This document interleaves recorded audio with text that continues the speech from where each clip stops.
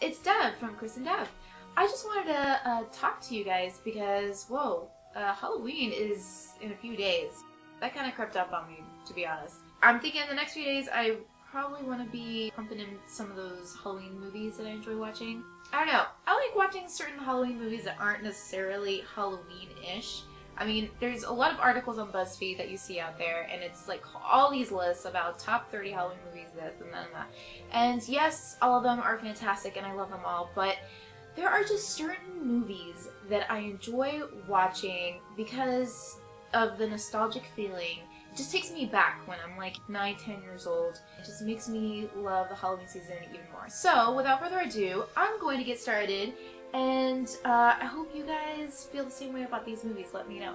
So the first one I want to talk about, no particular order, Beetlejuice. Beetlejuice! I might have been introduced to Beetlejuice through, I think it was like Nickelodeon. In the mornings, they used to do the reruns, because really the show aired from 89 to 91. I didn't really understand who Beetlejuice really was, but for some reason that show clicked. Lydia was awesome. She was this cute little gothic girl, and her and her parents moved into this crazy old mansion, and Beetlejuice pops up. Her parents were always scared and screaming, and it was just awesome. And then as I was getting older, I think I might have been, I don't know, 11, 12 years old, I saw the Beetlejuice movie. I say when I was a little older because when I was a kid, I used to be so scared of everything, and I just could not sleep well at night. Catherine O'Hara, she plays Lydia's mom, and she was perfect for the role. Just absolutely love her. Sadly, I kind of see her as one of my favorite movie moms, which is terrible because she was always a terrible mom in every movie she was in. Winona Ryder plays Lydia. Absolutely adorable. She was just perfect for the role. She played it amazingly. And can we please just talk about how amazing Michael Keaton is? One of my favorite roles he's ever played. And he's hilarious. I could not have picked another person. But it's one of those things that if you think about Michael Keaton and you see him and you're just like, how can he play Beetlejuice? The same reaction when people thought of Heath Ledger playing the Joker. It's kind of like, what? I can't really picture that, but okay. And he pulled it off amazingly. I'm not necessarily 100% a Tim Burton fanatic. There's a handful of Tim Burton films that I do love, but this one in particular, awesome. Love the music, love everything about it, makes me happy. Beetlejuice, not just for Halloween, I can watch it all year round. Next one in line, Casper. Casper was 1995, and around that time, I was all teeny bopper, and I had a crush on Devon Sawa and Jonathan Brandis and that whole crew. I absolutely adore Christina Ricci. She always does so well in those really kind of weird roles. She just has like this look about her. Bill Pullman, President from the Independence Day, another one of those movies I just kind of love watching when I was younger, and then you rewatch and you're like, wow. He was into the whole paranormal stuff, and his wife, ever since his wife passed away, and they move into this mansion, and there's like the 3 ghosts in there, Larry, Harry, and Moe kind of situation, and Casper is like the only one that's there. It's like this kid, he's just adorable. Devon Sawa later plays him, he does the voice of him. Can I add, by the way, that house, I want to live in that house. Casper is one of those movies that I feel like I cry. Those little lines where he's like, can I keep you? Really? The music to it, his theme is just beautiful. I mean, I feel like that song makes me cry too, but anyways, next on my list, oh man, love the Addams Family hardcore. First one is great, the second one I love even more. It's so cheesy. The second one, I mean, I think they both have like their own level of cheesiness. I think what made this movie really great is the cast. Also the sets. Absolutely love that house. I love Angelica Houston as Morticia Addams. I want to be her. She's so cool, calm, dark, and collected. Raul Julia, he was also great as Gomez Addams. He was fantastic. Again, we got Christina Ricci, her brother Pugsley. Pugsley he didn't really talk much in the movie. We had Thing with the hands, It with the hair.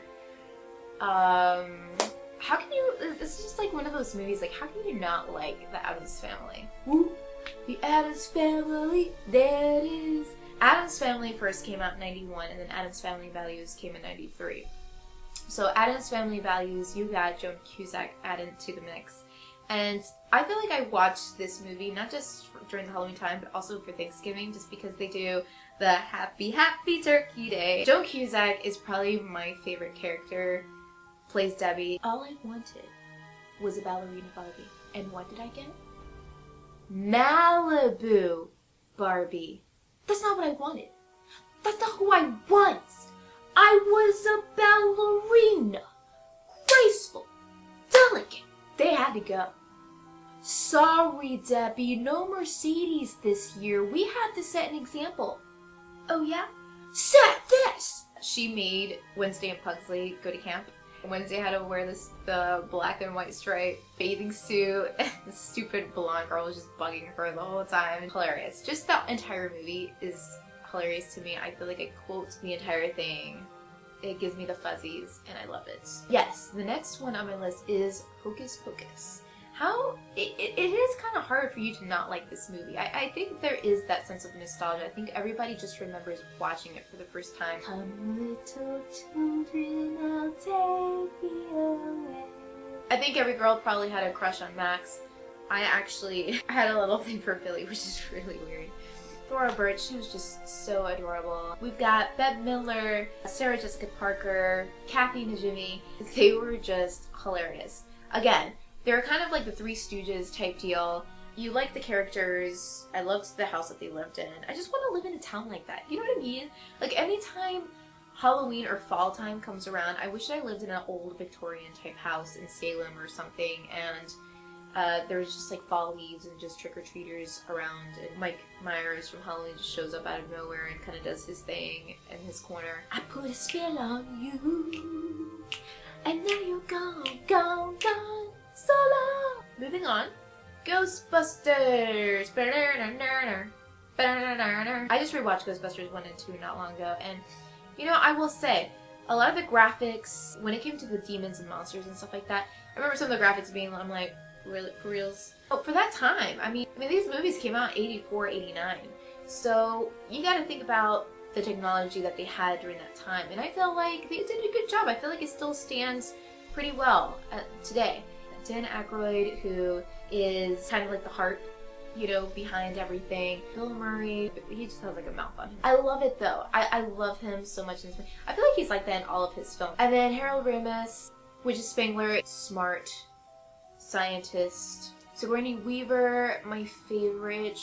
Rick Moranis, I really wish that man would come back on television. Ernie Hudson, you gotta love Slimer. I mean, honestly, I feel like I got to know the Ghostbusters a lot better through the TV show, The Real Ghostbusters. I started seeing Slimer on the High C drinks. One of the things that I also remember that is in the Ghostbusters realm is when I got to go to Universal Studios in Orlando, Florida. I think it was like 93 or something like that. And they actually had a Ghostbusters Spooktacular show. I just remember Slimer being in it, and the guys jump out, and they're like running up and doing their thing. And then you see the Stay Puft Marshmallow guy. He was probably like the coolest part out of the movies. I think the first Ghostbusters was probably my favorite. The second one wasn't bad. I just remember liking the first one a lot. It's funny because when I was younger, I used to confuse him with the Michelin Man. Do you guys remember that at all? Because so much is riding on your tire. Look the same, looks similar. Right here, right here. So something else that stood out to me a lot too when I was a kid was Legend of Sleepy Hollow. This was something that I was introduced to at school. I think it was 5th grade. We would have like our little Halloween party. I fell in love with it immediately. And I think there's like different versions of it. Eventually they came up with Sleepy Hollow movie with Johnny Depp. I just always loved the story of Ichabod Crane coming to a town called Sleepy Hollow, and he's a schoolmaster, falls in love with the girl. It's all about the Headless Horseman though. Super, super cool. I remember when I first saw it, I was just kind of like, I was just so intrigued. Like, just the story was just really great. At Disney, they have the parade that you actually have the Headless Horseman come out. He's headless on a horse, and he's got a pumpkin in his hand, and it's just amazing. So cool. That's just one of those classic stories that I just always enjoyed listening to over and over. It's kind of like Christmas Carol to me. In 1994, when everything was still kind of grungy and like Nirvana-y, and I was just busy listening to Silverchair and Smashing Pumpkins, a movie called The Crow came out. I was like 12, and I was still too young. My sister went in and watched it. She became like a big fan of it. She couldn't stop talking about it. Eventually, I got to a point where I was able to watch the movie, and I absolutely fell in love. I mean, there's definitely some scenes that were just like a little like, ugh, but the movie is incredible, and I believe it came from a comic book. We got Brandon Lee. How do you not fall in love with Brandon Lee? I think every girl during that time was in love with him. It's kind of hard not to be sad when you're watching the movie because he ends up dying in real life during the filming of the movie. The fact that he's just like this dead, like, goth guitarist, and with the I don't know, for some reason, this is like the one time that I find a guy in paint. No, wait, no, because the Joker, I am attracted to the Joker too. The Crow like raises him from the dead and goes on this mission to kill all these thugs that ended up murdering him and his wife. And just the whole storyline is just really good. And I almost considered naming my son Draven because of it. So I think I'm going to end my video here, guys. I've done quite a lot of talking. I think a little more than I should have. There's a whole buttload of other movies that I could have added to my list. But this is just something that I'm kind of like, randomly I'm just sitting down and I'm like, oh, I love this movie. Oh, and then this one, and then this one. And I just, whatever. This is the list that I just felt like putting together. If there are any killer slasher movies that I enjoyed, probably Halloween, Mike Myers. Always loved the Halloween series. And then I also was a fan of Scream. So let me know in the comments below if you guys are into the same movies that I was into when I was younger, and if there's other ones that you can think of, go ahead and add those to the list. But in the meantime, I hope that you guys have a great Halloween and be safe and don't eat too much candy. I'll see you guys later. Bye.